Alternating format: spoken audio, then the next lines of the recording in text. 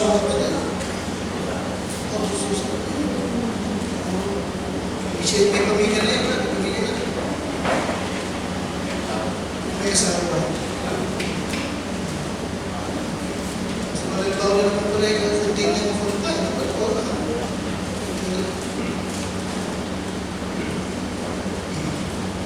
Tapos yung may babas na ng Psalms chapter 29.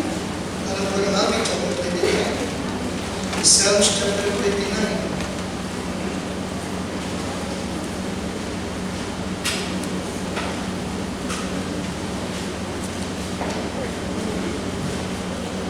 Psalms chapter 29. At kung kailan yung ating pong sabay-sabay basahin ng talatang 1 hanggang 2, Psalms chapter 29, verse number 1 to number 2. Chapter 29, verse 1 to number 2. Sabay-sabay po tayo. Ready? Basa. Give unto the Lord, O ye mighty. Give unto the Lord glory and strength. Give unto the Lord the glory due unto His name. Worship the Lord in the beauty of His holiness. Now, ang aking title ay, Do we glorify God? Do we glorify God? Now, maraming ulit na binanggit ng Panginoon na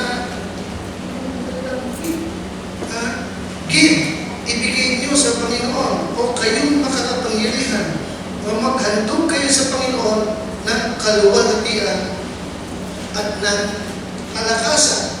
Pero do we glorify God? At sa talatang 2, pero din sabi, give unto the Lord. What? The glory. The glory.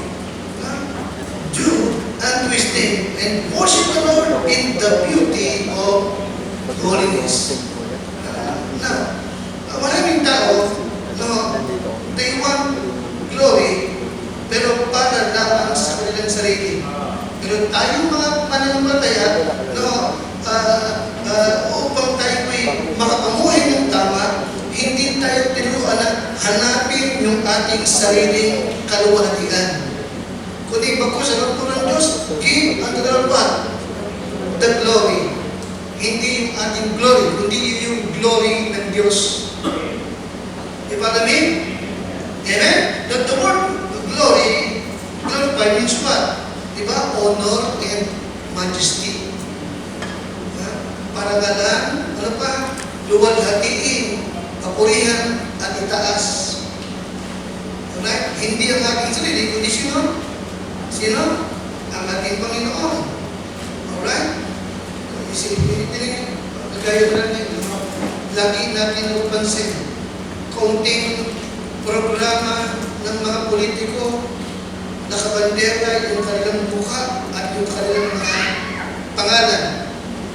Bakit? Ang dahilan, anong hinahanap nila? Yung kanilang gloria. Pero alam natin na hindi naman nila pera eh. Diba? Maging sa mga gawain panglilihim. Hindi yung glory talaga ng Diyos, hindi yung glory ng tao, diba? Yung kilala, Billy Graham first name. Ang laki ng pangalan, diba? Pero si Kristo, kakapirangkin. Nakita niyo ba ako? Ano pa nakalagay? Isang John Travolta Ministry. Di ba alam niyo? Johnny Tango Healing Crusade.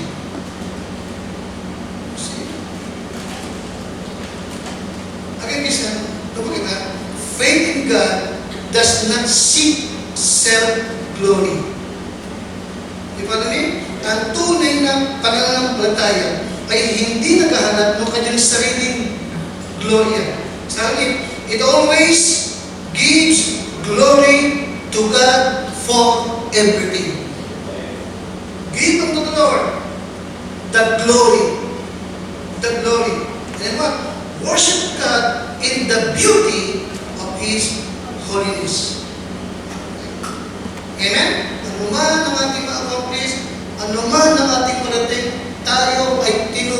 Diyos na ibigay ang glory sa Kanya lamang. Kaya isa, anuman ang ating marating, anuman ang ating makumplis. Amen? Hindi atin ang gloria. Ang gloria ay sa Panginoon. Amen? Amen? O, isa. Ano yun? Pag nakita ka, hindi ako lang kasi iba, minsan pagkagabi, yung buwan, malaking malaki, minsan orange, minsan blue. Hindi ba? Minsan parang nagbumulong na ang laki-laki. Kaliwa-liwanag. Tama ba ako? Liwa-liwanag. Hanga-hanga ka sa liwanag kapag ka full moon. Hanga-hanga tayo. Pero alam ba natin na kung bakit talagang maganda at kaliwa-liwanag ng buwan ay dahil sa araw, hindi sa moon? Nakita ba ako? Tama ba ako? Amen? Kaya maliwanag yung muli sa pagkat nagre-reflect yung liwanag ng araw doon sa buwan mismo. Ano din ang ibig sabihin? Ano man ang mga kompleto sa Christian, mahalaga na maunawaan natin na yun yung reflection ng Diyos sa buhay natin. Kaya ano ang tulong ng Diyos sa atin? Give unto the Lord what? Glory. But do we glorify God? Do we glorify God? Yung natin ibigay, number 1, why? And number 2, how? Number 3, when? Why, how, and when? Panginoon, help me maging Lord na ngayong gabi ay muli ka po namin mabigyan ng kalawalatian at karangalan. Ako po'y gamitin mo lamang, Panginoon, at patuloy mong turuan, palakasin, patatagin, at palaguin ang iyong mga anak. Maging mabunga po sila sa gawain mo, Panginoon. Inihilig ko ito sa pangalan po ng Panginoon Jesus. Amen. Number 1, why are we to glorify God? Bakit ba kailangan na siya ating luwaghatiin, parangalan, at itaas? Number 1, because, yes, we are to give Him the glory because He is our God. Diba na yun number 1? Because of what? He is what? Because of what? He is our God. Siya ang ating Diyos. Okay? Hindi tayo ang lumikha sa ating sarili, kundi siya ang lumikha sa atin. Alright? Amen? Saan man tayo naroon ay siya ang naglagay sa atin. Ano ang meron tayo ay natanggap natin lahat. Yun, sa ating Panginoon. Yes, He is our God. He is our God. Okay. Napasok natin sa article, maganda lang sabi kayo. Yes, we can build, but we cannot create. Amen? Ang Diyos, He created all things mula sa wala. Tama ba? Tama ba? Okay ka. Ang Diyos, He created all things mula sa wala. Hindi natin kaya yun. Amen? We can build, but we can create anything out of nothing. Makapagtayo ka ng bahay, makapagtayo ka ng kulungan ng aso o kulungan ng manok. Okay? Hindi mo kaya mag-build from nothing. Amen? Amen? Ganun din. Ganun din. Gaano mang kagaling ang isang sabihin natin, gaano kagaling ang isang pastor man yan o sino man yan, pero kaya yung mag-build ng malaking church building. Pero hindi niya kaya punuin yung tao. Sabagat ang Diyos ang nabibigay ng tao. Amen? Pero yung tayo, okay, binibigyan tayo ng tao. Dito at sa lumban. Amen? Pinagdiwalaan tayo. Kasi kaya ano man ang ating makita sa gawa ng Lord, ang glory talaga ay sa ating Panginoon. Amen? Amen? Of course, we believe that God blesses the bank and not the ministry. We believe that. Amen? Pero of course, lahat kaloob ng Diyos sa atin. Okay? In 1 Corinthians 3, 5-7, ano sa mga Bible? 1 Corinthians 3, 5-7. Nakakita po yan? Hindi, masabi ng Bible? Makikita nyo sa Tagalog, meron sa Tagalog. Sabi ni Pablo, who then is Paul? And who is Apollos? Now, itong mga tao ito, inireview sila ni Pablo sapagat nakatingin sila sa mga tao. Okay, sabi ni Pablo, sino ba si Pablo? Sino ba si Apollos? But ministers by whom you believe, even as the Lord gave to every man. Nakatisa tayo yun? Nakatisa yun? Even as the Lord, what? Gave to every man. Ako ang nagtanim, si Apollos ang siyang nabig. Tatapat ang Diyos pa rin ang siyang nagpalago. Kaya nga, hindi yung nagtanim, hindi rin yung nabigbat, kundi ang Diyos ang nagbigay ng increase. Narinig siya? Sa Solvini, hindi nag-Solvini tayo sa Victoria. Marami tayo nagtatapuntahan mo ka. Hinahamon natin yung mga tao, sumama kayo, mag-witness kayo. Alright? Ay, ang mahalaga ay, maibigay niyo yung salita, maibigay niyo yung gospel. Huwag natin kakalimutan. It is ours to go and witness. Tandaan mo itong prinsipyo, okay? It is ours to go and witness. It is His to sing. Okay ba saan naman nakas? Dahil ang trabaho na namin is what? Humayaw at mag-witness. Ibigay mo yung gospel. Ang Diyos ang siyang bahalang magligtas. Okay? Kaya nga, we are to give Him the glory because He is our God. He is our God. He created us, and we are the people of His pasture. Tayo yung mga tupa ng kanyang pastulan. Amen? Amen? Siya ang nagdagay sa atin, but as many as are led by the Spirit of God. Amen? Remember that? Romans 8:14? For as many as are led by the Spirit of God. Katulad yung lagi, okay? Hindi ka man away, pero kung talaga save ka, araw-araw, inilit ka ng Holy Spirit. Ini pangako niya. For as many as are led by the Spirit of God, they are the sons of God. Okay? Bakit? Sabagat tayo ay tupa ng kanyang pastulan.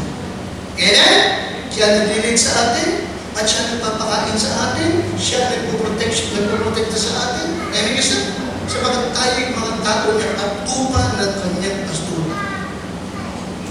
Amen? Ito na, ito yung kanyang lalihanan. Okay? To glorify Him. To glorify God. Because we are created to please God, and we are created to need God. Ang ibasa ka naman nakas, we are tatandali lagi. Nagsulat ka sa lumang akong Bible, at sinulat ka pa rin dito. We are created to please God. We are created to need God. Kaya, why are we to glorify God?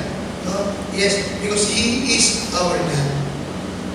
He is our God. Okay. Secondly, how? How are we to glorify God? How are we to glorify God? Now, ano nga sabihin ng glorify? To glorify means to exalt, honor, and magnify. Di ba? Tama? Tama yun? The word glorify means what? To exalt, to honor, and to magnify.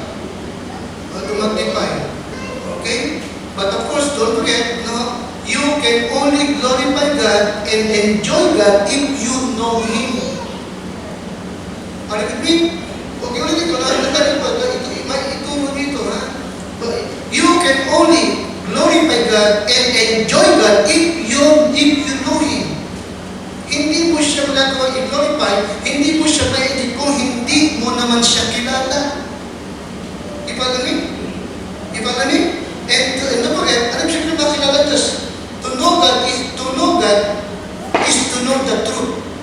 So, follow me? To know God is to know what? Alright. To know God is to know the truth. What's truth? Ano yung truth? Ikaw ay makasalanan. Ika'y patungo ng impyerno. Hindi ka makililigtas ng religion mo at ng mabuting magagawa mo. Bilang truth. Ika-apat is what? Si Kristo yung Diyos na nagkatawang tao, namatay upang bayaran ng kasalanan mo. Amen? Bilang truth. At siya nabuhay na muli. At ngayong umaga, ngayong gabi, kung tatagipin mo siya bilang tagapagligtas, mananampalataya ng buong puso mo sa Kanya, maliligtas ka, bibigyan ka ng buhay na walang hanggan. Amen? So how are we to glorify God? Okay, number one, start glorifying God, number one, by getting saved. Ituloy po ito. Okay? How are we to glorify God? Number one, start glorifying God by getting what? By getting saved. Tingnan niyo po ito. Okay? Ang kaligtasan ay kaluwalhatian ng Diyos. Sa bawat kaluluwang naliligtas ang Diyos ay tunay na nag-glorify. Alright? 2 Thessalonians chapter 1 and verse number 10. 2 Thessalonians chapter 1 and number 10. So, natin po. Tingnan po.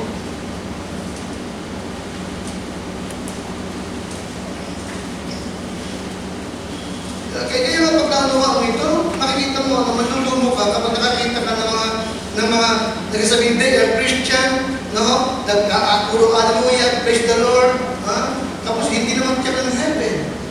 You see that? Kaya napakaliwanag na hindi nila tunay pang nakikilala ang Panginoon. Okay? No, okay. 2 Thessalonians 1:10. Sabay-sabay tayo. Ready? When He shall come to be glorified, it is what? Kita mo? Nag-glorify lang siya sa kanyang mga saints, sa mga naligtas, and to be admired in all them that what? Believe. Kita mo? Oh. Because our testimony among you was believed in that day. You see? Kaya nga, by getting saved. Secondly, by testifying of God's deliverance. Ano yung pangalawa? Paano ko mag-glorify Diyos? Pangalawa, by what? Testifying of God's deliverance. Okay, Psalms 50:15. Memorize ba yan? Sabi ng Bible? Ano sa napili? And call upon me in the days of trouble, I will deliver thee, and thou shalt glorify me. Kita mo yan? Sa tuwing na nasa kagipitan ka, nasa panganib ka, nasa mabigat kang karamdaman, akalabing katapusan mo na, at tumawag ka, Panginoon Diyos, sagipin mo ako. Panginoon Diyos, palakasin mo ako. Panginoon Diyos, buhay mo po ako. At ang Diyos ginagawa sa iyo. Wow! Ano yung binubunga? Nag-glorify ang Diyos. Amen, Christian? Amen? Sa panahon nagpapatotoo ka sa church, sa mga tao, alam niyo, ako yung nagkaganito. Talagang Diyos, talagang mahabag yan. Iniligtas ako. Tinulungan ako. Amen? Mabigat ako yung nasa nagipitan, walang-wala. But thank God, napakabuti ng Diyos. Binigyan niya ako, pinagpala niya ako. Maliwanag ba? Maliwanag ba? So how are we to glorify Him? Ano yung pangalawa? By what? By testifying. Amen? Amen? Kaya nga, yung ating testimony, tayo presente. Hindi dapat yung katawa-tawa. Iba namin, tatamin talaga, seryoso ang Panginoon. Naluluwalhati siya kapag nagpapatotoo ka kung paano kanyang pinagaling, sinagip, pinagpala, pinagkaloob ng tulong, naluluwalhati siya. Ano ang sabi ng Baptista yung Tagalog to? Tumawag ka sa akin at ako'y sasagot sa iyo. Amen? Pagkatapos, tumawag ka sa akin sa kaalawan ng what? Kabagabagan, ililigtas kita at iyong what? O luluwalhatiin ako. But do you glorify God? Do you glorify God? Amen?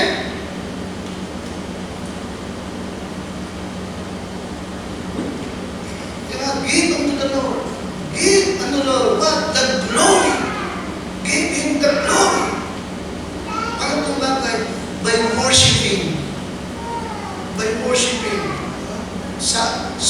yung pagsamba sa Kanya. By worshiping. Okay? Andun yung pinapupurihan mo siya at pinasasalamat mo siya sa lahat-lahat ng mga bagay na naibigay sa iyo.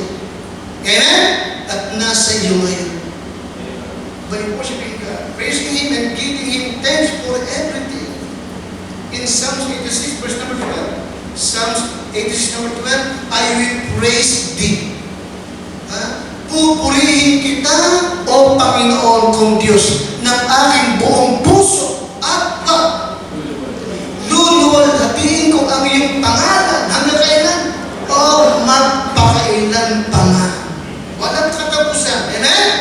Habang nabubuhay, nagpapasalamat at niluluwalhati ang Diyos na mapagpala at mapagbiyaya sa lahat-lahat. Worshiping God. Amen? Remember the Apostle Paul?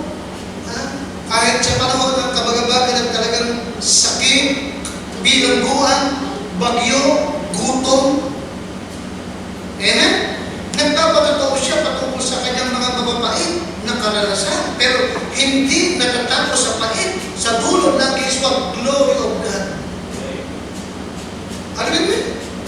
Amen? O, tingnan nyo. Tingnan lang natin. Tingnan po. Okay? Malayo sa dun sa iba. No? Ang ibig sabihin, kwento ko sa inyo isa. Merong pastor na pinakisayuan ng kanyang asawa. Sweetheart, ibili mo ako ng asukal na pula. Doon sa doon. O sige, libre naman ako. Okay. Tapos ka ba mag-debosyo? Siyempre, tapos ka mag-debosyo. O sige, ibili mo ako asukal na pula. Nagtagal. Mahirap. Ang tagal ng asawa ko. Nung dumating, ba't ngayon ka lang? Nakasalubong ko si Sister Martha. Binati ko lang. Puro daing lang sinabi sa akin.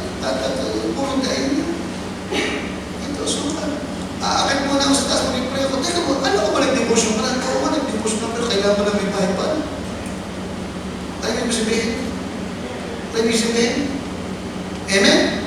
Imisan kasi, of course, walang masama na minsan ay kapwento tayo ng kakaitan sa buhay. Pero let's just what, don't dwell sa affliction. Issue na sa dulo, sa bandang dulo, naroon niluwalhatin mo yung kanyang pangalan. Amen? Ano yung siya? Magiging pa. Kasi hindi pwedeng walang tulong na darating ang Diyos sa iyo. Amen? The Bible says, all people have trouble, but God's people have God's help. Amen? Hindi pwedeng tayo kapareho na itong nila. Di ba namin? Ang pinakita ng Bible na lagi nang ibinubukod ng Diyos ang mga tao niya. Di ba? Bakit di ba? So, 2 Corinthians chapter 4, verse 8, give unto the Lord the glory. Alright? Okay, 2 Corinthians chapter 4, verse 8 to 9.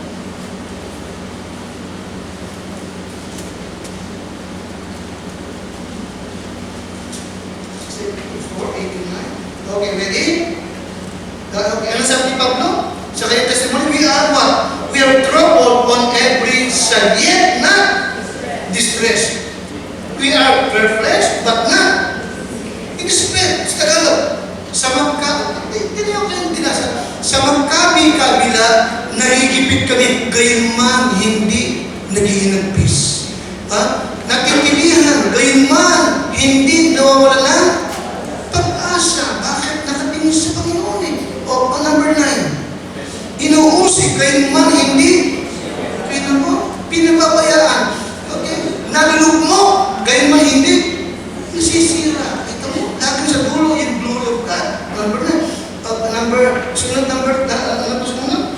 O, talagang 15. Meron pa talagang 15? Ayan, kailangan. Sapagkat ang lahat ng mga bagay ay dahil sa inyo upang ang biyaya na pinarami sa pamamagitan ng marami ay siyang magpasagana ng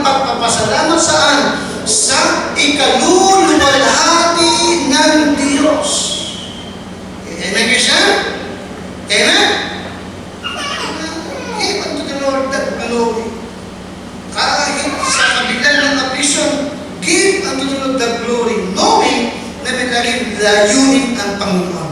At hindi natatapos ang lahat doon sa affliction. May pag-asa. Okay?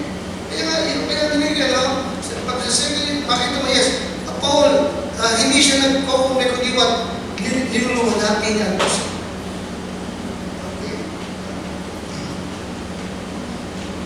Number 4, by preaching the word of God.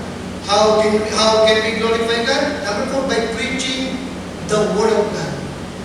By preaching the word of God. Sabi ni Peter, if anyone speak, let him speak as the oracles of God. If anyone minister, let him do it as of the ability which God giveth. That God in all things may be one. May be one. Kita mo? Okay. Kapag naglilingkod ka sa kanyang pangalan, kapag ipinangangalan mo yung kanyang salita, ang Diyos ay nag-glorify through Jesus Christ, to whom be praise and dominion forever and ever. Amen? In 2 Timothy 4:2, ano sabi ng Bible? Preach the word. Preach the word. Yes, alam ko, tayo pare-pareho, may mga opinion tayo. Okay, but let me remind you, huwag yung kalimutan. God is glorified when you tell others what God said. Tayo masabi mo kasi, God is what? Glorified when you tell others what God said. Not yung, hindi opinion mo o hindi paniniwala mo, kundi ano ba ang sinabi ng Diyos? Huwag yung sinabi mo, kundi ano ka yung sinabi? Amen? Amen? Kaya by preaching the word. Okay? Number 5, by ministering according to the ability na ibinigay ng Diyos sa iyo. Amen? Amen? Alam mo na ba kung anong kakayahan meron ka? Alam mo na ba kung anong gift ng Diyos sa iyo? Ginagamit mo ba yan? Sa iyo bang paglilingkod? Sa iyo bang pagkakalab? Ito ba'y ginagawa mo ayon sa ability na ibinigay ng Diyos sa iyo? Siguraduhin mo. Amen ka siya? Amen? Siguraduhin mo. Okay. Yan ba yung kaloob ng Diyos sa iyo? Ginagamit mo ba? Number 6, by bearing fruits. By bearing fruits. John 15 verse number 8. Sabi siya ito, John 15:8. John 15:8. Tayo na po lahat. Sa English mo na, bakita ka rin. Herein, sabi ka, herein is my Father glorified that ye bear much fruits. Paano daw naluluwalhatin naman? Sa Tagalog? Basta natin Tagalog? Dahil sa ganito, lumuluwalhati ang aking Ama na kayo'y alin, nagbubunga ng marami. Diba? At gayon kayo magiging aking mga nagkakita mo. By bearing fruits, nag-glorify siya pag nagbubunga ka. Okay, number 7, by generous giving. By generous giving. Okay? Be generous. Lamang sa Lord. O, tingin mo yung talata natin. Tingnan natin talata. Nakatayo? Okay. Basahin natin muna sa English, saka Tagalog. Palibhasa sa pagsubok sa inyo sa pamamagitan ng ministeryo ito ay niluluwalhati nila ang Diyos dahil sa pagtalima ng inyong pagkilala sa Ebanghelyo ni Kristo dahil sa kagandahan loob ng inyong ambag sa kanila at sa lahat. Nakatingin po, ang Diyos ay nag-glorify sa ating generous giving. Hindi yung pigil o kaunti, kundi by generous. Are you listening? Generous giving. Amen? Naluluwalhati ang Panginoon. Maliwanag ba? Tapos na. Obserbahan niyo po lahat na meron tayo rito. Lahat na meron tayo rito ay bunga ng what? Giving ng ating mga tao. Amen? Press po tayo. Bakit? Meron bumangat generous giving. At sa lahat ng nakikita mo natutuwa ka, hindi ba sa Lord salamat? Tama ba ako? Amen? Lord salamat. Ito. Nag-glorify siya. Okay. Yung mga missionary natin na talagang, sabi ko, very thankful ako. Binabanil ko talaga lagi. Oy, wala ka nang ugang. Totoo. Brother Santos, wala ka nang utang sa iyo, ba? Brother Maripangan. Kasi, basta natanggap nila, inuutos ko kayo ng well, sabihan mo sila, pag natanggap nila, let me know na natanggap nila. Kaya, basta, may mantiyan, walang pagkos, padala tayo sa mga missionary. Now, nag-message pa sa Flores, salamat po. On time, tamang-tama, natanggap namin. Yes, po sa talaga naman. Nag-thank you sila, natanggap po namin. Kaya pag nag-thank you sila, salamat sa Lord. Salamat sa Panginoon. Amen? Amen? Sa Diyos kayo ulit magpasalamat. Nakakatabi kasi napapadala namin kayo regularly sapagkat binibigyan niya kami regularly din. Amen? Amen? Kasi pag hindi ka pa natin sa papadala. Amen, Christian? Kaya, how can we glorify God? How can I glorify God? Ano yung number 7? By what? Oh, ito mo. Amen? Maging matapat. Amen? Maging mapagkaloob sa gawain ng Diyos. Huwag tayong panghinayang. Because be generous. Be generous. Okay? Okay, number 8. By having unity. By having unity in the church. Napakahalaga niyan. Lagi natin binibigyan diin yan. Unity. Amen? Amen? Unity. Walang away-away, walang tampu-tampuhan. Unity. Ay, ito binabagay sa inyo na yung mga pangunahing kinatatakutan ng pastor. Isa rito is what? Ano yung kinatatakutan ng pastor? Division. Amen? Yun ang isa. Hindi ako takot sa wrong doctrine. Takot ako sa division. Honestly. Okay. Hindi ako takot na baka kayo ay makapulot ng mali. Hindi ako takot. Bakit? Sapagkat for 30 years, lagi kayong doctrine. Amen? Is takot ako sa division. Takot ako sa away-away ninyo. Kaya lagi ko na paalala na most of the time, ang division ay bunga ng what? Gossip and tale bearer. Ano yung bunga ng what? Diba? Kaya ikaw tutok na speak evil to no man. Dahil tigit yung tao pinag-uusapan nyo ng masama ay wala naman dyan. And be sure na pag may pinag-uusapan kayo na isang miyembro, natin yung miyembro. Ako wala man siya at pinag-uusapan yung bishop, maganda ang usap niya tungkol sa kanya. Nagawin ba ako doon? Meron akong, meron akong ilan pala bylaws ng Bethany Baptist. Balaking, sa Bethany Baptist. Bethany. Meron akong bylaws nila, hindi ko yun. Binasa ko yun. Ano yung isa sa bylaws nila? Balaking, kung alam mo ito. Isa sa bylaws nila, bawal sa kanila yung gatherings ng member sa labas ng church. Bawal sa kanila. Bawal sa kanila yan. Yung tipon-tipon ng miyembro. Okay. Nakalagay sa bylaws nila. Okay? Pinahintrutan lang sila kapag may mga ang tawag doon, mga trustees na naroon. Bakit?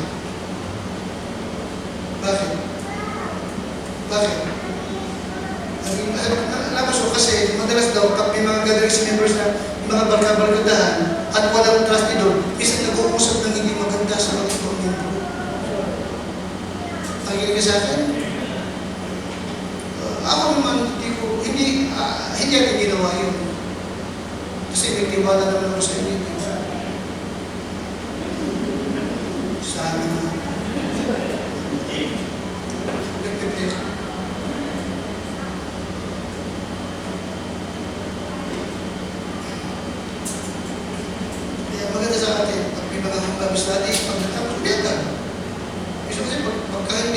nagtungtong ka, tapos ako, alas 12 na gabi namin pa. Iba na pag-usapan yan. How can we glorify God? Ano pang wala? By having what? Unity in the church. Walang galit-galit, walang tampuhan. Amen? Walang samaan ng loob. Unity. Romans 15, verse number 6. That ye may be with one mind and one mouth. Glorify God, even the Father of our Lord Jesus Christ.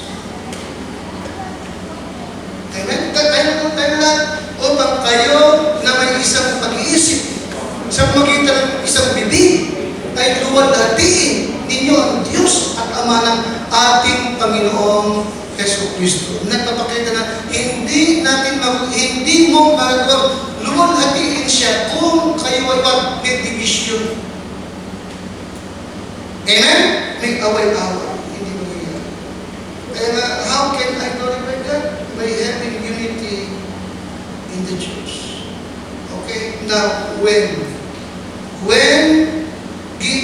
give Him glory, kailan natin siya kailan siya natin bigyan ng kalwatian? Okay. When we give Him glory in everything that we do. Now, 1 Corinthians 10:31.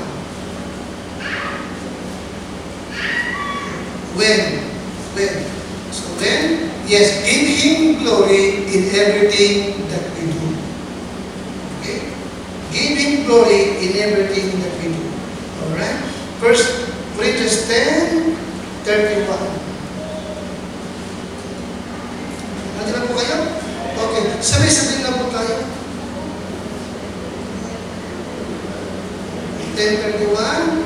Ready? Basa. Whether therefore ye eat, or drink, or whatsoever you do, whatever you do all to what? Yes, gawin ninyong lahat sa ikaluluwalhati ng Diyos. Okay? Kaya nga kailan? Yes. Okay? Yeah, give Him glory in everything that we do. Whatever we do, we are to do it to bring glory to God. Amen? Ano man ang ating gawin natin yan sa ikaluluwalhati ng ating Panginoon. Okay, tayo muna nito ngayon. Malangit na Diyos. Salamat po sa gabi